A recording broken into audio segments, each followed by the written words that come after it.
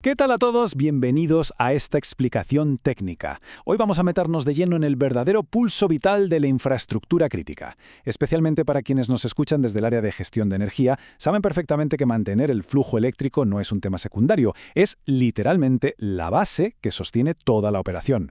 Nos vamos a enfocar muchísimo en ese proceso clave de conversión de corriente continua a alterna y viceversa. Vamos a ver cómo interactúan los rectificadores, los inversores, los STS y las PDUs, yendo desde los grandes riesgos operativos hasta cómo fluyen los electrones en los equipos. Es un recorrido fascinante para entender cómo evitamos que el corazón del sistema se detenga. ¡Arrancamos! Aquí tiene nuestra agenda rapidísimo. Primero, continuidad en infraestructura crítica. Segundo, el núcleo, que son los inversores y convertidores. Tercero, el flujo operativo eléctrico. Cuarto, maximizando la eficiencia. Y por último, el monitoreo. Bueno, pasamos a la sección 1, continuidad en infraestructura crítica. A ver, antes de ponernos a diseccionar equipos y diagramas de flujo, tenemos que entender el escenario real, ¿no? La energía ininterrumpida no es un lujo, es una necesidad absoluta. Como ven ahí, la continuidad operativa es la capacidad de mantener los servicios activos durante fallas. Suena simple, pero es un desafío gigantesco. Ustedes saben que en esta industria la pregunta no es si la red eléctrica va a fallar, es cuándo lo va a hacer. Y cuando ese apagón ineludible llega, el que la instalación mantenga su servicio sin un solo milisegundo de caída es exactamente la línea que separa el éxito de un desastre total. Porque, piénsenlo un momento, cuando el pulso se detiene de golpe, las consecuencias duelen de inmediato. Hablamos de pérdida de información súper valiosa, caída general de servicios e incluso daños físicos a equipos que son súper sensibles. Y claro, todo esto se traduce en una sola cosa, muchísima plata perdida. Un cortecito mal gestionado te corrompe bases de datos o te reinicia procesos industriales que luego tardan días en volver a sincronizarse. O sea, el riesgo es brutal. Y para dimensionar esto mejor, echemos un vistazo a quienes dependen de esta continuidad. Grandes data centers, nodos de telecomunicaciones, bancos que procesan transacciones globales, industrias enteras y, lo más crítico, hospitales. Ahí literalmente hay vidas humanas que dependen de ese flujo eléctrico. En ninguno de estos lugares alguien te va a perdonar una pequeña pausa. La infraestructura tiene que ser perfecta, cero margen de error. Vamos con la sección 2, el núcleo de todo esto, los inversores y convertidores. Entonces, con todo esto en juego, surge la gran pregunta. ¿Cómo garantizamos físicamente esta energía continua cuando sabemos que la red externa es inestable por naturaleza? Bueno, la magia ocurre gracias a esos equipos que manipulan la corriente en fracciones de segundo. Aquí es donde los gestores de energía entran en acción directa.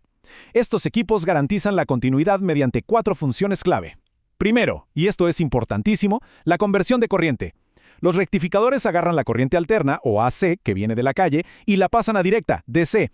Y por otro lado, los inversores toman esa directa y la regresan alterna, creando una onda purísima para los servidores.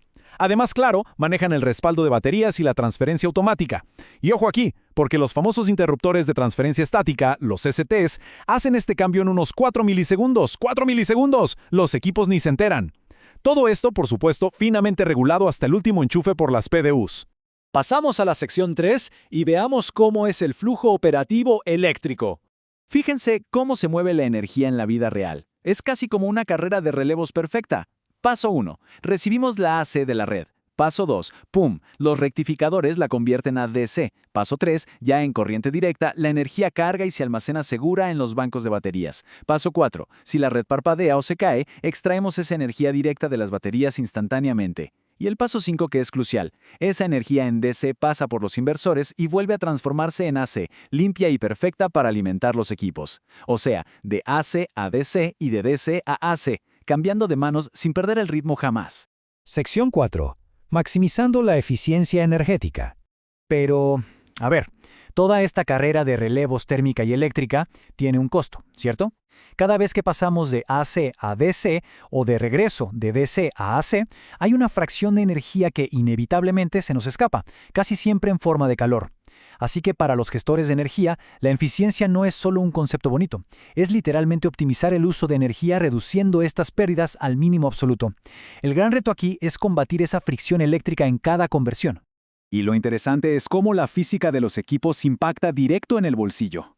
Si logramos mejorar el rendimiento eléctrico y minimizamos el calor que generan los rectificadores e inversores, automáticamente bajamos el consumo de la planta y los costos operativos caen en picada. Piénsenlo, menos calor generado significa que el aire acondicionado de precisión no tiene que trabajar a tope para enfriar la sala. Es un efecto dominó fantástico.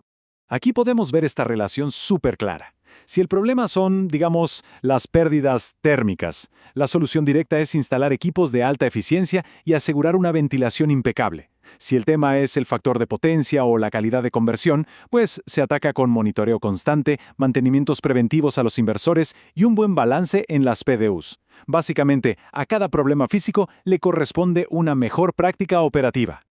Y llegamos a la última parte, la sección 5, monitoreo del flujo de energía. Porque claro, para que toda esta danza de conversiones funcione 24/7 y no se nos incendie nada en el proceso, necesitamos ojos en todas partes. El monitoreo es el sistema nervioso central de las instalaciones. Hay una regla de oro que seguro conocen. No puedes optimizar ni proteger lo que no estás midiendo. Si vamos a ciegas, el sistema se va a caer. Es un hecho. Entonces, ¿qué miramos exactamente? Pues las constantes vitales, voltaje, niveles de corriente, fluctuaciones de temperatura, el estado microscópico de cada batería y obviamente cualquier alarma que salte. Un gradito de más en un gabinete o una variación mínima en las baterías suele ser el síntoma silencioso de que un rectificador está a punto de fallar o de que el factor de potencia se fue al piso. Y para no volvernos locos procesando todo esto a mano, tenemos grandes aliados. Usamos sistemas tipo BMS para ver todo el edificio, los infaltables DSIM para el detalle de los centros de datos, el propio software de las UPS para ver cómo va esa conversión eléctrica y protocolos como SNMP para que los equipos platiquen entre sí. Estas herramientas son nuestros centinelas. Al final del día, tener todas estas variables medidas nos da un superpoder: la anticipación. Detectamos fallas antes de que revienten, optimizamos la energía corrigiendo errores sobre la marcha en las PDUs y reducimos el riesgo drásticamente. Todo esto suma para lograr una confiabilidad a prueba de balas. Para cerrar esta explicación, los quiero dejar con esta pregunta, especialmente a quienes están a cargo de la gestión de la energía.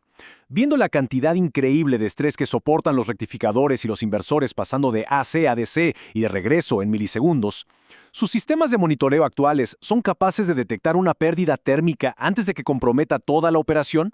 Medir y dominar este flujo eléctrico es la única manera de asegurar que, pase lo que pase afuera, el pulso de sus instalaciones jamás se detenga. Muchísimas gracias por acompañarnos en este recorrido por el mundo de la infraestructura crítica.